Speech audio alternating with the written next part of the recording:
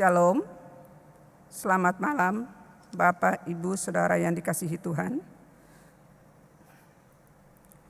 Mazmur 130 ayat yang kelima, aku menanti-nantikan Tuhan, jiwaku menanti-nanti, dan aku mengharapkan firman-Nya.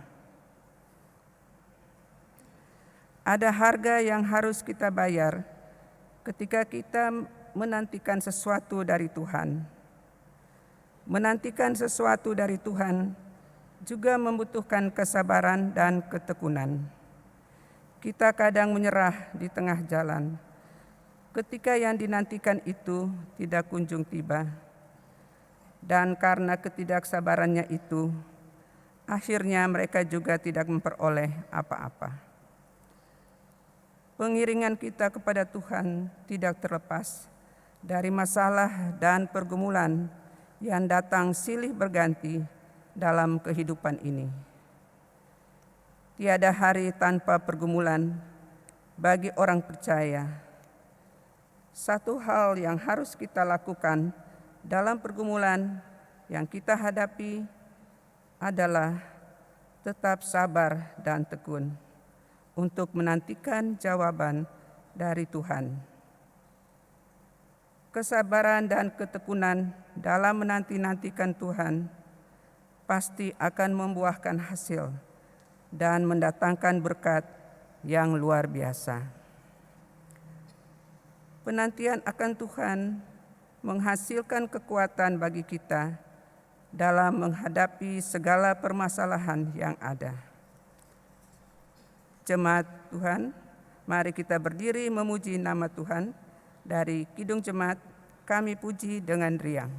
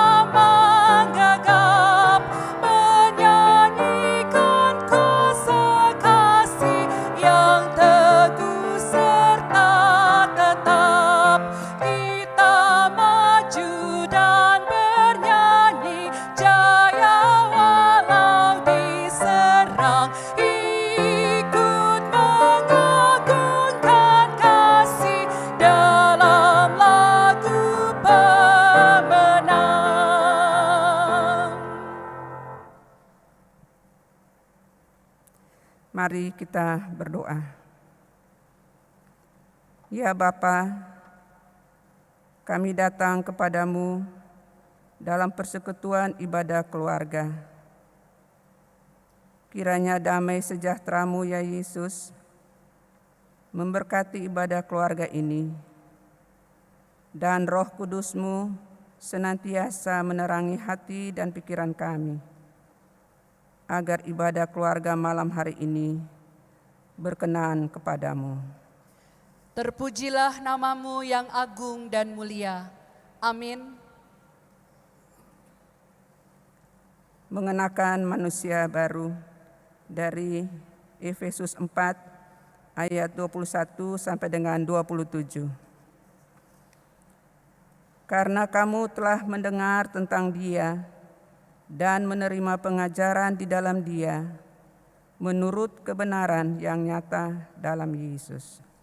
Yaitu bahwa kamu berhubung dengan kehidupan kamu yang dahulu harus menanggalkan manusia lama yang menemui kebinasaannya oleh nafsunya yang menyesatkan. Supaya kamu dibaharui di dalam roh dan pikiranmu. Dan mengenakan manusia baru yang telah diciptakan menurut kehendak Allah di dalam kebenaran dan kekudusan yang sesungguhnya. Karena itu, buanglah dusta dan berkatalah benar seorang kepada yang lain, karena kita adalah sesama anggota. Apabila kamu menjadi marah, janganlah kamu berbuat dosa. Janganlah matahari terbenam sebelum padam amarahmu, dan janganlah beri kesempatan kepada iblis.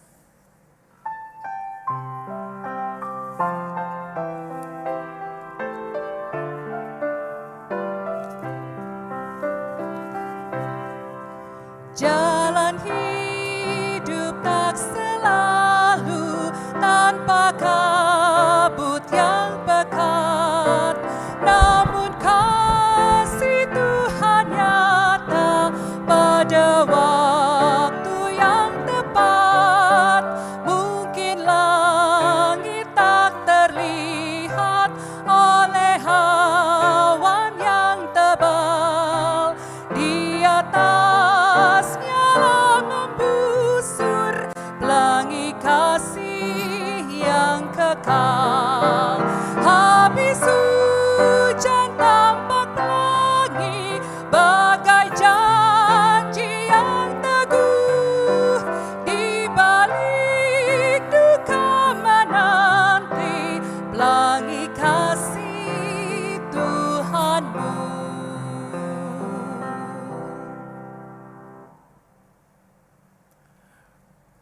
Umat Tuhan, kita akan masuk dalam pemberitaan firman Tuhan.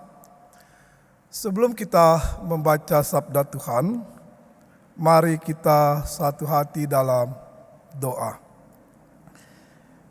Terima kasih Tuhan, Kau telah memberikan kami kesehatan, kekuatan, sehingga kami boleh melaksanakan segala aktivitas di dalam kehidupan kami sepanjang hari ini. Saat ini Tuhan, kami masuk dalam suatu persekutuan ibadah rumah tangga yang kudus. Kami akan membaca firman-Mu, kami menyerahkan seluruh hidup kami di bawah naungan pimpinan roh hikmat-Mu. Sehingga pada saat kami membaca, kami boleh mengerti akan maksud Tuhan. Ampunilah dosa dan kesalahan kami Bapa, di dalam nama Tuhan Yesus. Amin. Umat Tuhan, pembacaan kita pada hari ini terambil dari kitab Perjanjian Baru 1 Korintus pasal 8 ayat 1 sampai dengan ayat yang ke-13. Firman-Nya tertulis demikian. Tentang daging persembahan berhala, kita tahu, kita semua mempunyai pengetahuan yang demikian membuat orang menjadi sombong, tetapi kasih membangun. Jika ada seorang menyangka bahwa ia mempunyai sesuatu pengetahuan, maka ia belum juga mencapai pengetahuan sebagaimana yang harus dicapainya. Tetapi orang yang mengasihi Allah, ia dikenal oleh Allah. Tentang hal makan daging persembahan berhala, kita tahu tidak ada berhala di dunia dan tidak ada Allah lain daripada Allah yang esa.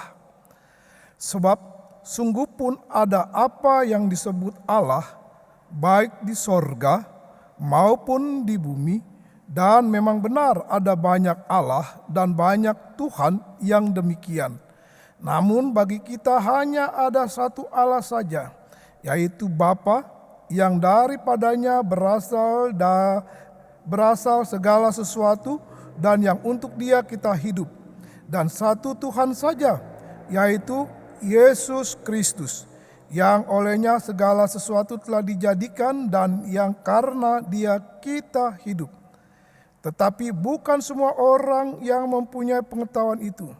Ada orang yang karena masih terus terikat pada berhala-berhala, makan daging itu sebagai daging persembahan berhala. Dan oleh karena hati nurani mereka lemah, hati nurani mereka itu dinodai olehnya. Makanan tidak membawa kita lebih dekat kepada Allah. Kita tidak rugi apa-apa kalau tidak kita makan, dan kita tidak untung apa-apa kalau kita makan. Tetapi jagalah supaya kebebasanmu ini janganlah menjadi batu sandungan bagi mereka yang lemah. Karena apabila orang melihat engkau yang mempunyai pengetahuan sedang duduk makan di dalam kuil berhala, bukankah orang yang lemah hati nuraninya itu dikuatkan untuk makan daging persembahan berhala? Dengan jalan demikian orang yang lemah, yaitu saudaramu yang untuknya Kristus telah mati, menjadi binasa karena pengetahuanmu. Jika engkau secara demikian berdosa terhadap saudara-saudaramu dan melukai hati nurani mereka yang lemah, engkau pada hakikatnya berdosa terhadap Kristus. Karena itu apabila makanan menjadi batu sandungan bagi saudaraku, aku untuk selama-lamanya tidak akan mau makan daging lagi, supaya aku jangan menjadi batu sandungan bagi saudaraku. Demikianlah firman Tuhan, terpujilah Yesus Kristus. Haleluya.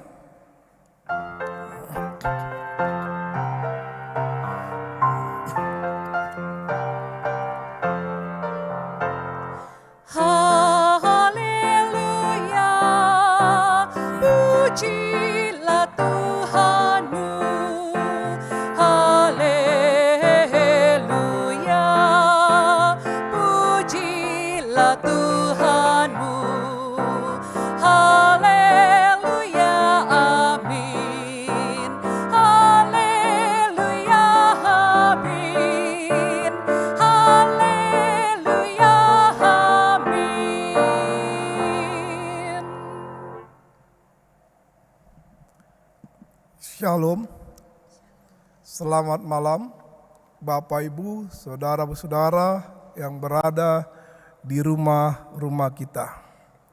Malam ini kita telah membaca firman Tuhan dari Korintus 8 ayat 1 sampai dengan ayat yang ke-13.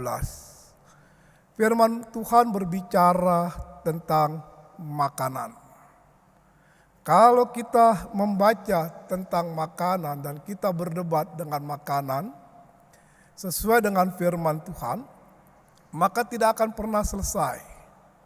Nah, kita harus lihat kenapa Paulus berbicara tentang makanan kepada jemaat di Korintus. Kita tahu bahwa kota Korintus pada saat itu merupakan kota pusat perdagangan dunia. Jadi semua negara atau semua agama ataupun semua suku bahasa itu ada di sana.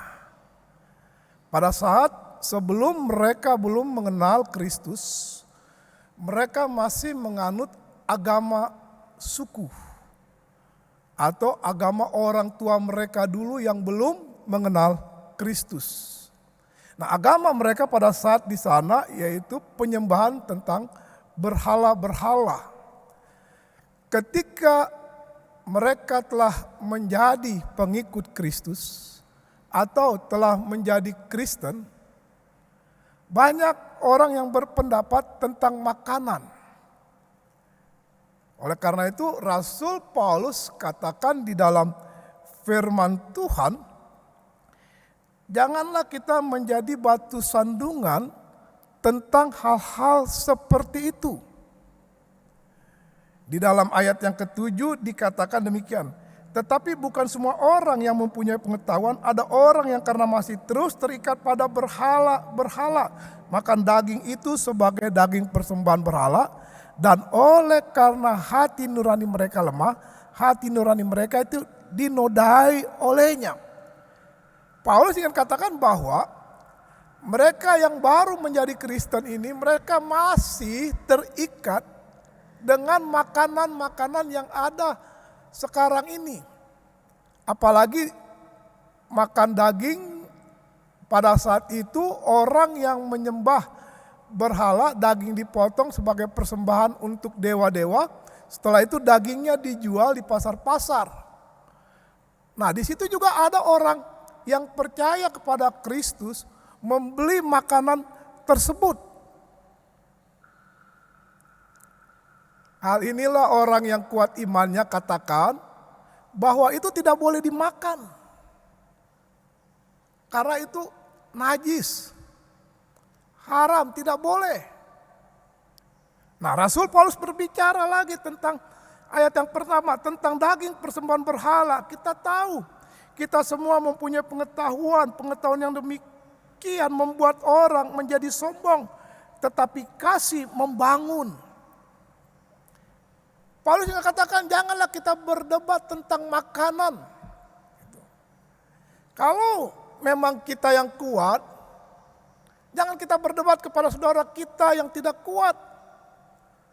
Justru kita harus membangun kasih satu dengan yang lain kepada saudara-saudara kita yang baru mengenal Kristus. Atau membimbing dan mengarahkan mereka. Di dalam firman Tuhan, dikatakan di dalam ayat yang ke-8, makanan tidak membawa kita lebih dekat kepada Allah. Kita tidak rugi apa-apa kalau tidak kita makan. Dan kita tidak untung apa-apa kalau kita tidak makan. Rasul Paulus ingin mengatakan kepada jemaat di Korintus bahwa pengetahuan manusia itu terbatas. Pengetahuan itu harus digunakan untuk mengasihi manusia dan untuk mengasihi Allah. Kalau pengetahuan itu menjadikan seseorang sombong, maka itu akan menjadi batu sandungan. Tetapi jagalah supaya kebebasan ini jangan menjadi batu sandungan bagi orang yang lemah. Jangan membuat mereka kaget dan bingung. Yang akhirnya ketika kita memperdebatkan semuanya ini, membuat jemaat kita yang baru mengenal Kristus, dia kembali lagi kepada kebudayaan yang lama. Ini Rasul Paulus katakan, soal makanan tidak menjadi masalah di dalam kehidupan kita. Di dalam hidup kita ini yang harus ada adalah bahwa kita harus bisa hidup dan menerima Kristus di sepanjang kehidupan kita. Kalau masih ada orang yang pintar pengetahuan, yang selalu berbicara begini dan begini sehingganya hidup jadi pertengkaran, Tuhan katakan di dalam firman Tuhan bahwa kalau kita seperti itu, jika engkau secara demikian berdosa terhadap saudaramu dan melukai hati nurani mereka yang lemah, engkau pada hakikatnya berdosa terhadap Kristus. Jadi pengetahuan itu untuk apa? Pengetahuan itu untuk membangun kehidupan jemaat, menguatkan jemaat, memberikan semangat kepada jemaat. Bukan menjadi suatu pertengkaran, perdebatan. Dan Rasul Paulus katakan bahwa kalau itu terjadi, itu akan menjadi batu sandungan bagi saudara kita. Banyak orang yang merasa pintar. Dia berdebat di sana sini, dia nongol selalu berdebat, bertengkar dengan argumen ini dan itu. Akhirnya membuat orang merasa bosan dan jenuh. Tidak enak hatinya. Kalau saya mau bergereja, kalau saya mau ibadah rumah tangga ada orang ini, hati saya tidak enak. Lebih baik saya tidak bergereja memang. Lebih baik saya tidak pernah ibadah rumah tangga. Daripada duduk di sana kita mendengarkan perdebatan, pertengkaran. Dan biasanya orang yang sombong pengetahuan, dia akan merasa dirinya benar. Bahkan, dia akan mempunyai pikiran yang negatif. Segala sesuatu menurut dia salah. Ada apa dan ada apa ini? Apa maksud ini mau begini? Itulah pikiran orang-orang yang mempunyai pengetahuan yang luar biasa, yang memang merasa dirinya dia lebih pintar dari orang lain. Paulus ingin mengatakan kepada kita bahwa yang penting dikatakan di dalam firman Tuhan, bahwa kita harus mengakui Kristus di sepanjang setiap perjalanan kehidupan kita. Dikatakan di dalam ayat yang kelima, sebab sungguh, ayat yang keempat maaf, tentang hal makan daging persembahan berhala, kita tahu tidak ada berhala di dunia dan tidak ada Allah lain daripada Allah yang esa. Biarkan mereka membuat apapun, tetapi mereka harus mengakui Allah yang esa di dalam Kristus Yesus yang telah menyelamatkan, yang telah memberikan kehidupan di sepanjang perjalanan kehidupan kita pribadi lepas pribadi. Dan ayat yang kelima dikatakan demikian, sebab sungguh pun apa yang disebut Allah baik di sorga maupun di bumi, dan memang benar ada banyak Allah dan banyak Tuhan yang demikian. Namun bagi kita hanya ada satu Allah saja, yaitu Bapa yang memberikannya berasal segala sesuatu, dan untuk Dia kita hidup. Untuk Dia kita hidup, dan satu Tuhan saja, yaitu Yesus Kristus, yang olehnya segala sesuatu telah dijadikan dan yang karena Dia kita hidup. Paulus sekali lagi mengatakan pengetahuan memang sangat penting. Tapi kalau pengetahuan menghancurkan persekutuan, merendahkan orang lain, maka dia sudah berbuat dosa kepada Kristus. Pengetahuan akan berguna bila kita melihat kepada Kristus. Karena ketika kita memakai pengetahuan dengan baik, justru di situ ada kehidupan. Ada membuat seseorang menjadi semangat, membangun seseorang untuk melakukan hal yang baik dan benar untuk Kristus. Tapi kalau tidak, pengetahuan itu akan menjadi kesombongan dan keangkuhan. Dan orang yang sombong selalu merasa dirinya baik, padahal dia belum tentu baik melayani Tuhan. Umat Tuhan yang dikasihi Tuhan kita Yesus Kristus, kita diberikan hikmat oleh Tuhan. Hikmat ini pengetahuan yang luar biasa. Hikmat ini akan membuat kita menjadi lebih baik di sepanjang kehidupan kita. Bila kita mau tetap mengakui Yesus sebagai sumber kehidupan dan kekuatan kita, dan mengandalkan Dia di dalam setiap tutur kata, di dalam setiap tugas dan panggilan kita. Kalau kita tidak pernah mengandalkan Tuhan, kalau kita tidak mau mengakui Yesus di dalam setiap langkah hidup kita, maka disitulah ada kehancuran. Ingatlah apa dikatakan oleh firman Tuhan. Di dalam ayat yang ke-9 saya bacakan sekali lagi. Tetapi jagalah supaya kebebasanmu ini jangan menjadi batu sandungan bagi mereka yang lemah. Kebebasanmu, kita memang sudah dibebaskan dari kuasa maut. Kita sudah dibebaskan dari kuasa kejahatan. Kita sudah diselamatkan. Tapi Paulus katakan, jagalah kebebasanmu. Jangan dipakai seenakmu. Kuasai kebebasan ini dengan hikmatmu. Minta hikmat agar kebebasan itu menjadi berarti bagi dan untuk orang lain, juga untuk sesama kita. Umat Tuhan yang dikasihi Tuhan kita Yesus Kristus. Siapa orang yang pintar?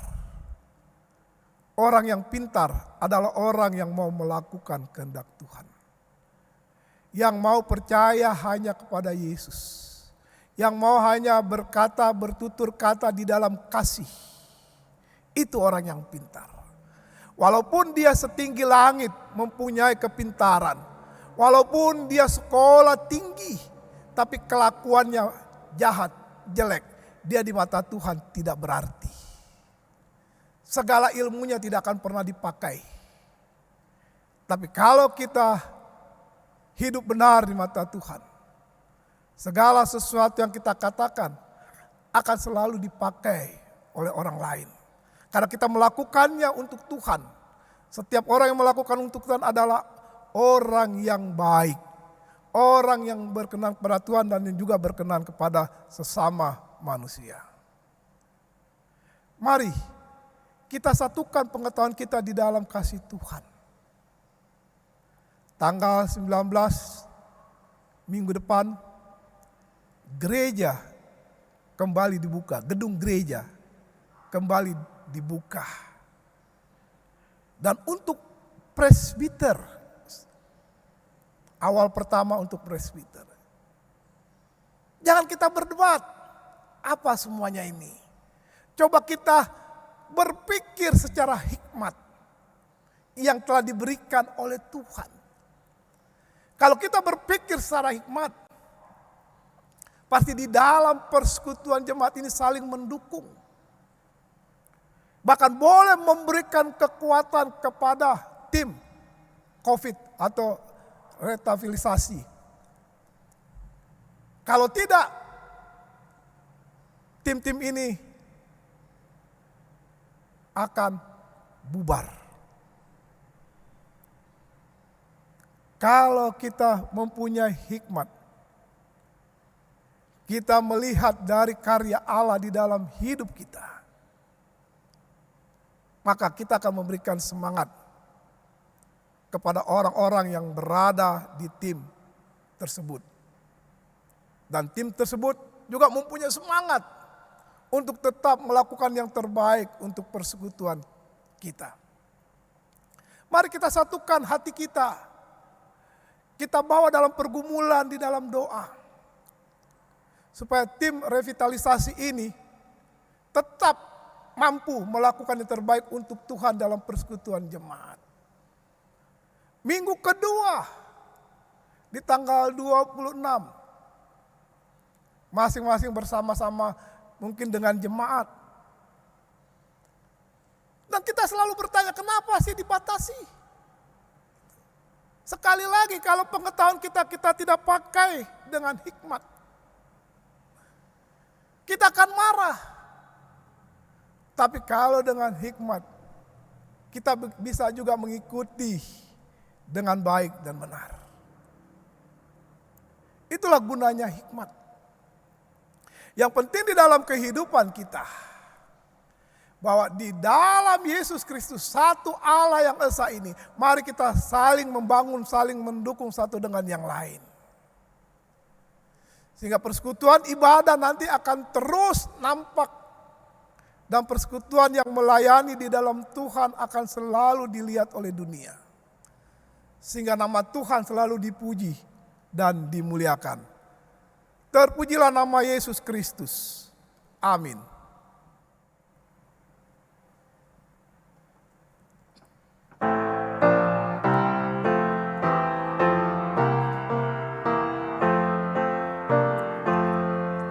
Sambil menyangkal dirimu tetaplah percaya.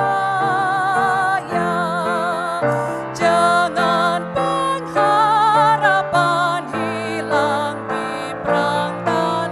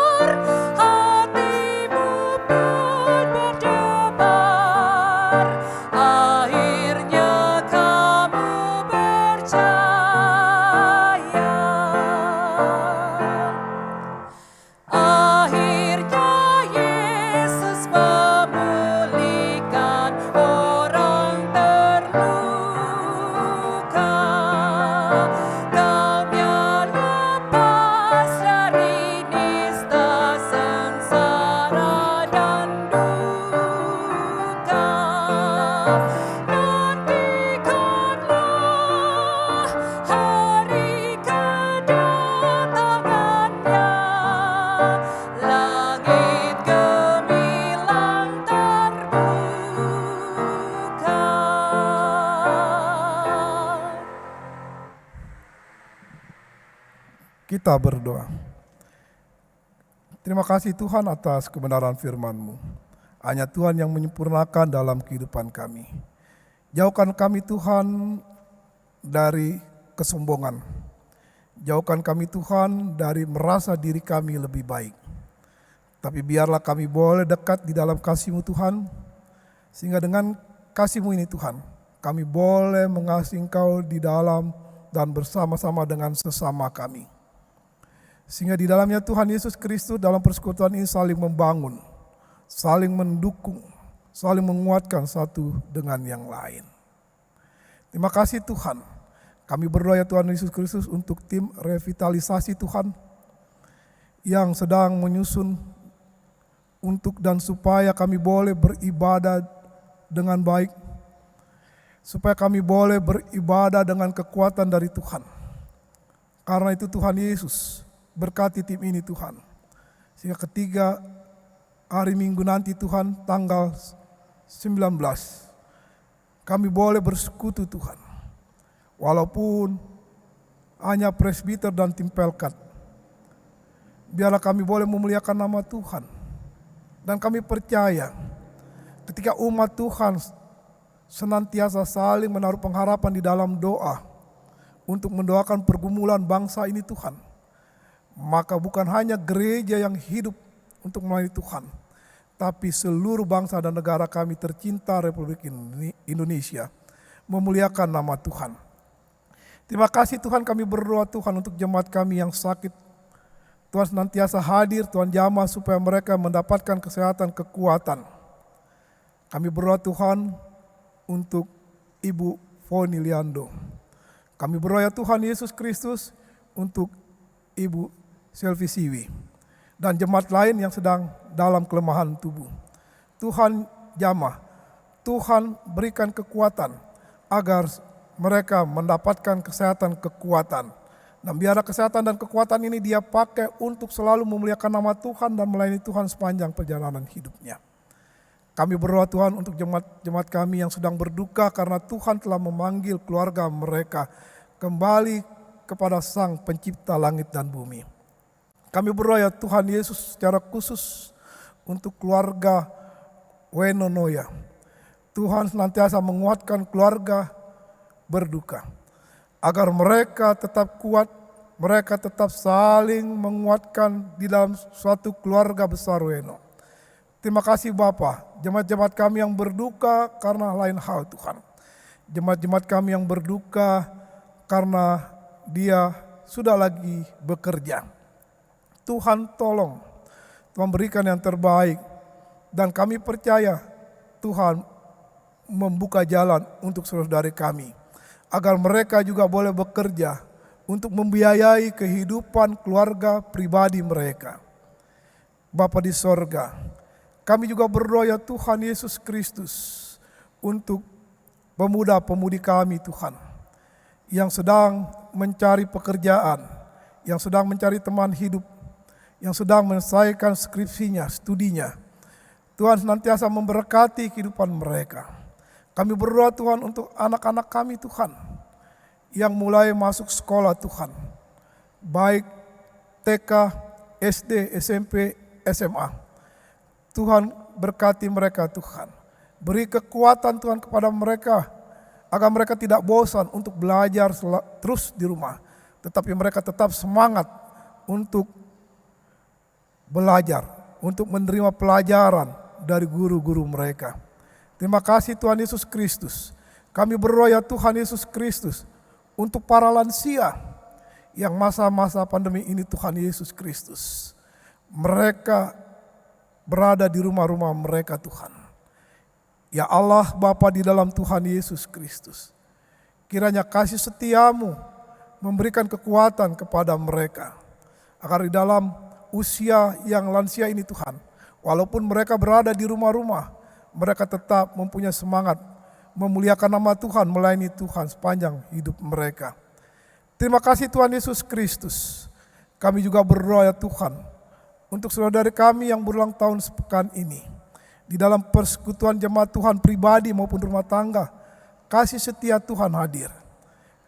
Kami berdoa Tuhan untuk tim IT ini Tuhan, di dalam jemaat kami. Tuhan berkati.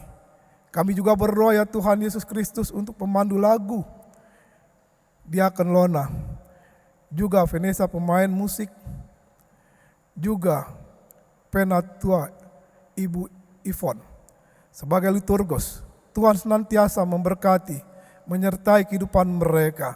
Beri kesehatan, kekuatan kepada mereka Tuhan. Terima kasih Tuhan Yesus Kristus. Kami serahkan seluruh perjalanan kehidupan kami di dalam tuntunan dan penyertaan-Mu. Dan biarlah Yesus yang selalu menjaga dan menolong kami. Ajarilah kami Tuhan untuk tetap berkarya di dalam Kristus Yesus, sehingga kami dijauhkan dari segala kejahatan. Di dalam nama Yesus yang telah mengajarkan kami berdoa. Bapa kami yang di sorga, dikuduskanlah nama-Mu. Datanglah kerajaan-Mu, jadilah kehendak-Mu di bumi seperti di sorga. Berikanlah kami pada hari ini makanan kami yang secukupnya, dan ampunilah kami akan kesalahan kami, seperti kami juga mengampuni orang yang bersalah kepada kami.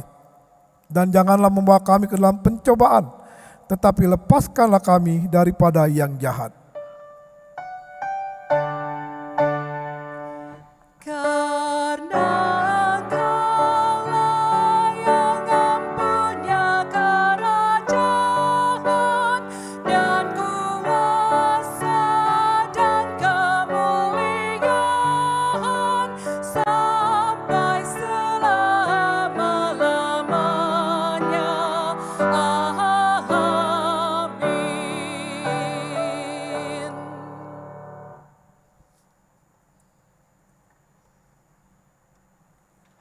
Amsal 15 ayatnya yang ke-6.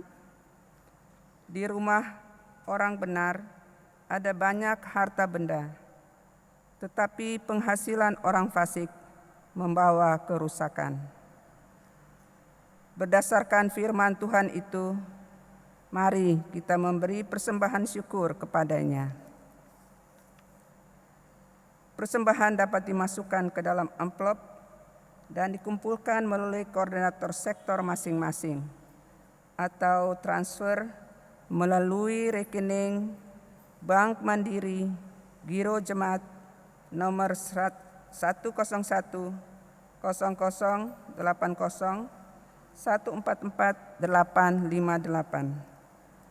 Tuhan memberkati saudara dan persembahan saudara.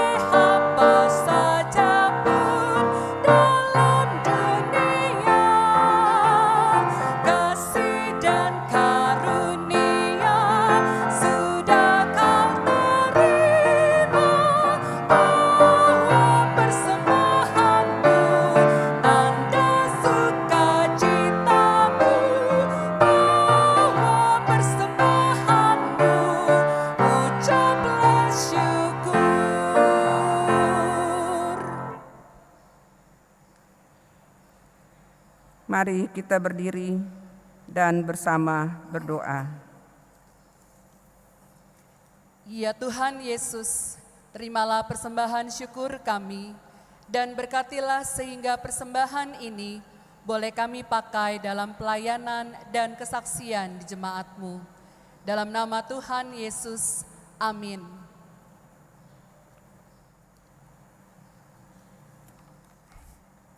Dengarkanlah amanat pengutusan, Mazmur 22 ayat 27.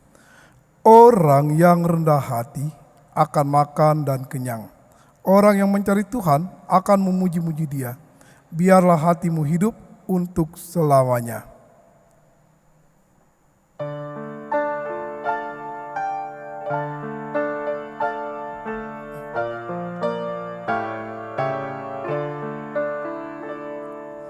Tolong aku Tuhan, bimbing tanganku, jangan sia-sia karya hidupku.